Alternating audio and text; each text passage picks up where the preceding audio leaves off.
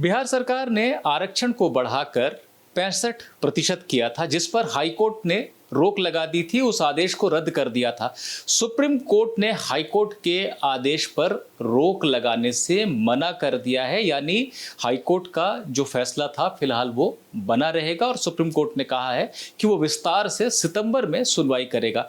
क्या कुछ हुआ इस मामले में, ये समझते हैं यूथ फॉर इक्वलिटी के लिए पेश हुई वरिष्ठ वकील अपराजिता सिंह से। अपराजिता जी, बहुत ज़्यादा पुश कर रही थी बिहार सरकार, ये भी कह रही थी कि बहुत से इंटरव्यूज़ हैं जो चल रहे हैं, जो हमने न्यू रिजर्वेशन पॉलिसी बनाई थी उसके हिसाब से चल रहे हैं, पर सुप्रीम कोर्ट ने रोक लगाने से मना कर दिया। क्यों मना किया सुप्रीम कोर्ट ने और इसका क्या नतीजा होगा? हमारे हिसाब से हाई कोर्ट की जो जजमेंट थी बहुत ही डिटेल्ड जजमेंट थी और आंकड़ों के साथ थी। जो आंकड़े दिखाते हैं 68.5% ऑलरेडी रिप्रेजेंटेशन है। हालांकि माननीय चीफ जस्टिस ने और बेंच ने अपना कोई भी ओपिनियन एक्सप्रेस नहीं किया है।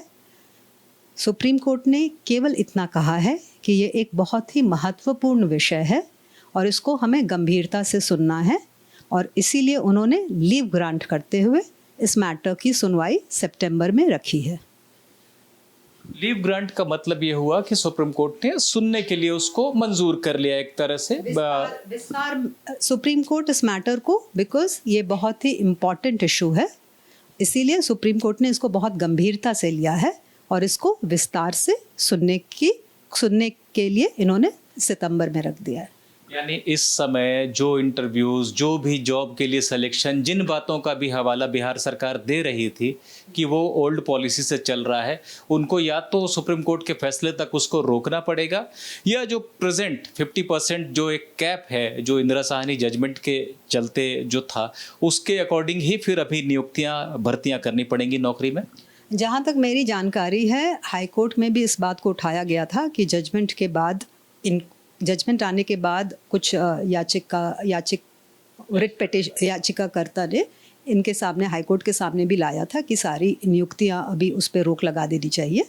और हाई कोर्ट के जजमेंट के बाद तो सवाल ही नहीं उठता है कि कोई नियुक्ति आगे बढ़ सके। और जैसा कि आपको पता है कि माननीय सुप्रीम कोर्ट ने हाई कोर्ट के जजमेंट पे स्टे लगाने से इनकार कर दिया है। देखिए, अपराजिता सिंह जी ने हमें बहुत विस्तार से बताया है।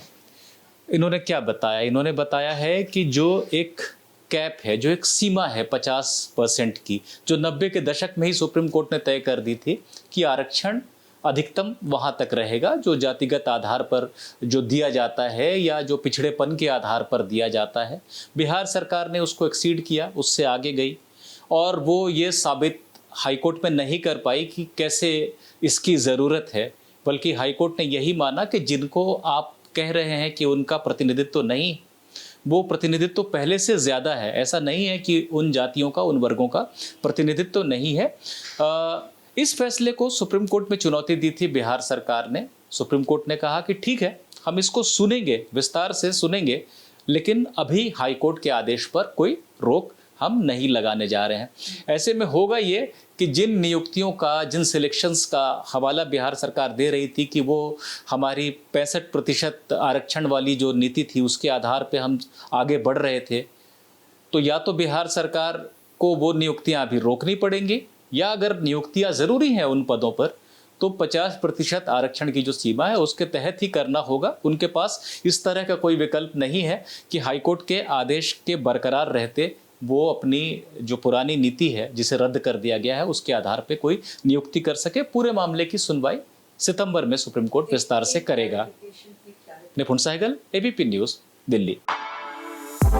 For exclusive and insightful videos, subscribe to our new channel ABP Live Premium.